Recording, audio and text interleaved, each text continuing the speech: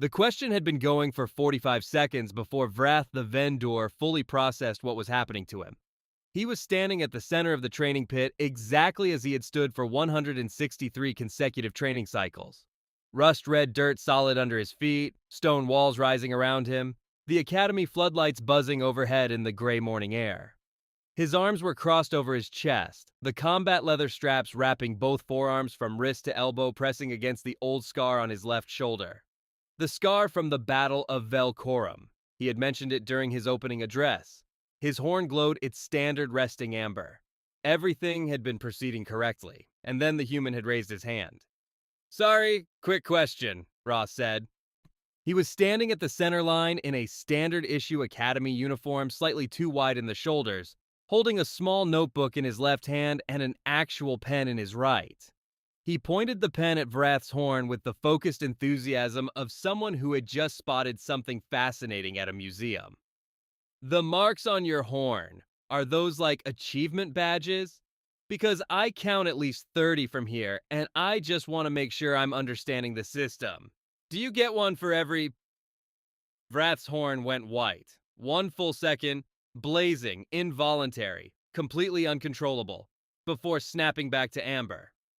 On the observation ledge, Selek the Zorvian made a sound that wasn't quite a word. He was standing at parade rest, large silver-white eyes directed precisely forward. The posture of a senior cadet who took his responsibilities seriously.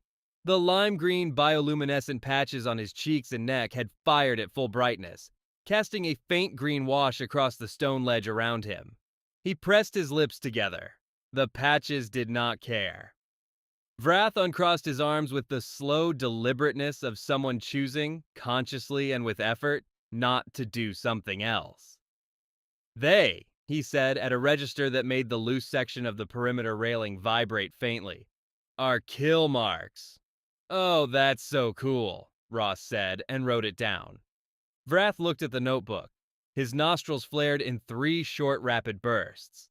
He had been an instructor for decades. He had faced armed opponents across 9 star systems. He had never, in 2 centuries of existence, I needed to develop a category for what he was currently feeling about a pen and a small spiral-bound notebook. "The assessment at the end of training week," he said, addressing both Ross and Selek, "is a single combat engagement, one-on-one. You will fight me. You will lose. You will receive your grade. There are no rules. There is only the outcome." He let that settle. "This structure has existed longer than your species has had spaceflight." Ross nodded along, pen moving. He reached the bottom of a page and flipped to the next one. "What?" Vrath said very quietly. "Are you writing?" "Notes," Ross said pleasantly. "I'm a visual learner. Also, you said no rules. Does that mean literally no rules, or is that a motivational framing thing?" Because those are pretty different from a preparation standpoint."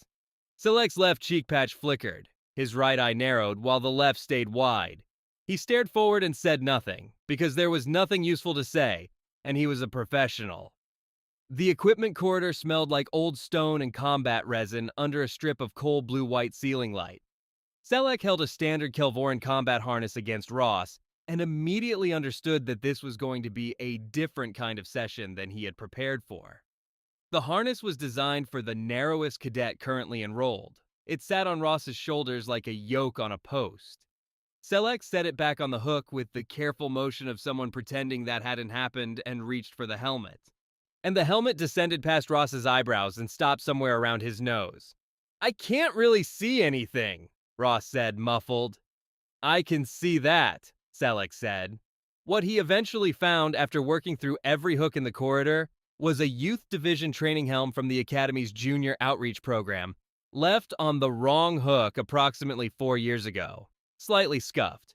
Faded insignia. It fit Ross's head correctly. Neither of them mentioned it. The combat staff came to 3 inches above Ross's head when stood on its end. Ross held it at the grip position Selek demonstrated, which put the top end level with the corridor ceiling. He took a practice swing. Selek stepped back against the wall as it came around. "Perhaps a shorter grip," Selek said from against the wall. "Good note," Ross said and moved his hands up. Back in the training pit, Vrath moved through the first stance of the Ven'dûr combat foundation sequence with the economy of something that had performed this motion 40,000 times. Feet at precise width, weight distributed perfectly, both arms angled in the optimal defensive-offensive geometry. He held it and looked at Ross. Ross looked at the stance. He looked at his own body. He set his feet. What his body produced was a wrestler's neutral position. Feet wider than shoulders, knees bent, hips dropped, weight forward over the balls of his feet, both arms out with hands open. He'd stood like this so many times in a gymnasium that his nervous system had simply filed it as the answer to combat-adjacent stance.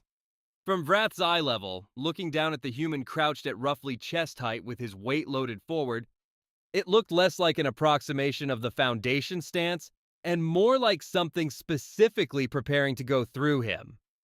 Vrath's horn went white. On the ledge, both of Selek's hands gripped the railing. His patches fired lime so fast the stone around his hands showed a faint green tint. His silver eyes hit maximum aperture. The stance from the ledge looked aggressively purposeful in a way the foundation sequence had never once looked on any cadet he'd seen attempt it.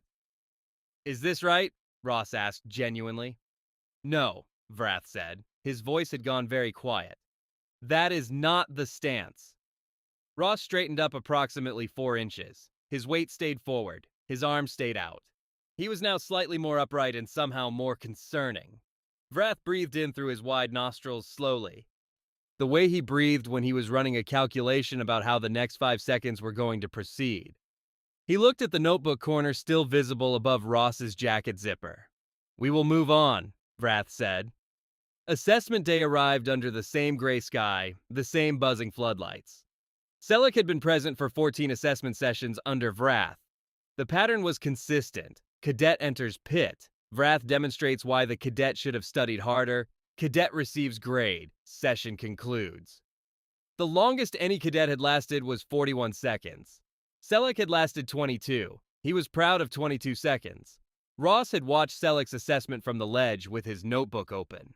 When Selek pulled himself out of the dirt, shaking rust-red dust from his green shoulders, he found Ross cross-referencing notes. "You dropped your left side right before he closed," Ross said. "Is that a habit, or was that the situation?" Selek stared at him. "I was on the ground for 4 seconds after a Ven'dûr combat throw." "Right, yeah, that looked rough." Ross clicked his pen. "You good, though? Nothing broken." "I am a senior cadet," Selek said, which was not an answer to the question. Down in the pit, Vrath rolled his neck. The sound traveled up through the stone walls like a series of distant reports. He looked up at the ledge. "Ross." Ross closed his notebook, tucked it into his jacket, climbed down to the pit floor, and walked to the center line, his boots hitting the rust-red dirt with a flat sound notably smaller than the sound Selek's boots had made. He stood across from Vrath, and the size difference was, in the floodlight, extremely apparent. Vrath's shadow falling across Ross entirely, the human's head coming up to roughly the middle of the instructor's chest. Then Ross reached into his jacket and took out his notebook. He opened it, read something, lips moving slightly, nodded once, closed it, tucked it back, set his feet. Looked up at Vrath with the open, interested expression he had worn every single day of training week. "Okay," Ross said with complete and total sincerity. "I think I've got something." Vrath's horn went white, blazing, 1 full second, visible from the courtyard, then snapped back to full pulsing amber. His hide darkened at the shoulders toward black. The combat leather creaked as both arms came up, the rust-red dirt compressed under his feet. The fight began. Vrath moved the way he had moved for 200 years. Not quickly. The Ven'dûr were not built for quick. They were built for inevitable. A Ven'dûr charge was not a sprint. It was a declaration. In 112 recorded engagements, not one opponent had successfully argued with the physics of it. His feet hit the dirt in 2 thundering impacts that sent a shockwave across the surface. His horn blazed amber. His arms came forward, both forearms angled to close every lateral exit. Ross stepped left. Not a dive. Not a roll. Just a clean lateral step, the precise motion of someone who had spent 4 years in competitive dodgeball and whose nervous system had logged this geometry as default. His weight transferred to his outside foot, hips dropped 3 inches, right foot dragging lightly across the dirt as he cleared the line of travel. Vrath hit the perimeter wall, and the impact came in 2 stages. The dense percussive crack bouncing off every stone surface simultaneously, and then the visual, 900 kilograms of Ven'dûr warrior contacting curved stone at shoulder height, dust exploding from the mortar in a pale cloud that caught the floodlight and hung in the gray morning air. Vrath stood there for a moment with both forearms against the wall. On the ledge, Selleck's patches fired lime so fast the stone under his palms went green, both silver eyes at maximum aperture. Down in the pit, Vrath turned around, horn blazing full amber, pulsing in short rhythmic bursts, hide nearly black at the shoulders. He looked at Ross standing 10 feet away, weight still forward, arms still up, a small smear of rust-red dirt on his left boot from the drag step. "Okay," Ross said, slightly out of breath. "That one felt pretty good." Vrath's nostrils flared 4 times in rapid succession. He came in low, tactical recalibration. Low closed the angles. Low eliminated the step. It had worked against every fast opponent for the better part of a century because Low ran the geometry out of options. Ross went lower. His wrestling coach, Desmond, had drilled one concept above all others. When an opponent pressures down, you shoot. You get your hips under theirs. You take the level. Ross's body took the level. Both knees hit the rust-red dirt in a simultaneous sprawl. Torso angling forward, arms reaching for the gap between Vrath's hide plates just above the knee, where the scales were thinner at the joint. His fingers found it. His grip locked.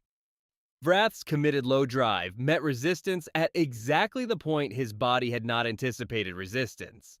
His left foot came down 6 inches further forward than intended, which shifted his hip line, which sent a signal up through 200 years of combat-trained proprioception that the geometry was wrong. He recovered. Of course he recovered. But the recovery took a full step sideways and both arms coming out for balance, which meant that for 1.5 seconds, Vrath the Ven'dûr was doing something that could generously be described as stumbling. On the ledge, Selleck reached for the railing. He reached for the specific section he had identified on day 3 and had been consciously avoiding for 5 days. The section with 2 bolts, one working loose for a full training cycle, maintenance request pending 3 weeks and apparently still pending. The railing came off in his hands with a sound like a question mark. He looked at it, set it down on the ledge very carefully with both hands, straightened up, put his hands behind his back, said nothing. His patches were at a brightness that technically didn't have a name but could have lit a small room. He went low, Selleck said to no one, because there was no one else on the ledge. Why did he go low? Nobody goes low. The low angle isn't. You can't. Why does he keep? His left eye narrowed. His right stayed wide. Nobody goes for the arm on the third beat either. The third beat is shoulder control. Everyone knows the third beat is shoulder control. Ross did not know about the third beat. Ross knew the big guy's arm had been right there. What followed lasted 11 seconds. Ross ducked a control attempt using a level change with no name in Kelvoran combat taxonomy. Vrath adjusted and drove forward. Ross redirected using a hip switch Desmond had taught as a counter to the double leg. Not what Vrath was doing, but close enough that the geometry cooperated. Both of them went briefly sideways. Ross ended up behind Vrath's left hip with both arms locked around the midsection at the lowest point his reach allowed. Then Ross did something with his hips and his feet and his body weight that Desmond had called, with great affection and zero irony, the Saturday morning special. It was a leverage pin. It worked on humans because of a specific relationship between hip height, center of gravity, outs, and force angle when a smaller wrestler got their hips correctly beneath a larger opponent. Desmond had designed it for small athlete, large opponent, inside position. It should not have worked on a 9-foot, 900-kilogram Ven'dûr warrior with 2 centuries of combat training and 112 kill marks on his ceremonial horn. Ross's hips were at the correct height. The angle of force application was, through no planning whatsoever, geometrically sound. Vrath went down. The rust-red dirt received him with a sound that traveled through the stone walls, up through the observation ledge, out across the academy courtyard, past the carved monument to past graduates, and continued some distance beyond it. The training pit was silent. Ross was on his hands and knees in the dirt beside Vrath, breathing in the focused, effortful way of someone who had used most of their available oxygen and was working on getting more. Dirt on both palms, both knees, one cheek. He looked at Vrath. He looked at his own hands. He looked back at Vrath. "Is that a pass?" Ross said. "That felt like a pass." Vrath was looking at the gray sky. His horn, pressed sideways against the rust-red dirt, glowed at half its usual amber, a dim, unsteady flicker at irregular intervals, the Ven'dûr equivalent of a system running a diagnostic it hadn't expected to need. His hide had faded from near black back toward charcoal. Both combat leather-wrapped arms lay flat at his sides. He did not move them. On the ledge, Selleck stood with the detached railing section at his left boot, both hands pressed flat against his thighs. A patches throwing lime green light across the stone around him like a lantern. His silver eyes tracked Ross, then Vrath, then Ross again, in a slow loop. He had, at some point during the 11 seconds, stopped breathing and had not yet fully resumed. The formal assessment documentation was completed 2 hours later at the stone table in the academy courtyard, in the harsh, flat light of late morning. Vrath sat on one side with a documentation stylus in his right hand. His horn was back to resting amber. His hide was standard charcoal. Nothing about his posture suggested anything unusual had occurred. Selleck, at the far end of the table, was writing. He had been writing since they sat down. Vrath set the stylus down, picked it up, set it down again.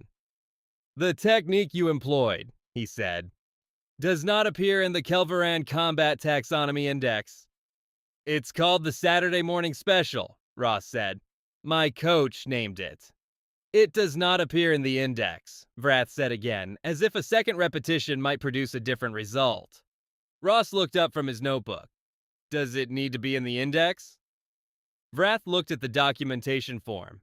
The technique classification field, mandatory, had been empty for 20 minutes because filling it in required the technique to exist within the taxonomy, and it did not exist within the taxonomy, and he had checked twice. He picked up the stylus. He wrote, "Unclassifiable under current Kelvoran combat taxonomy. Classification pending review." He looked at what he had written. Academy Regulation 14, Section 9 states that any technique that cannot be formally classified cannot be entered into the official engagement record as a decisive action. He paused. "The assessment outcome is therefore recorded as inconclusive." Ross looked up. "Inconclusive means I passed?" "Inconclusive means the assessment is without a recorded outcome."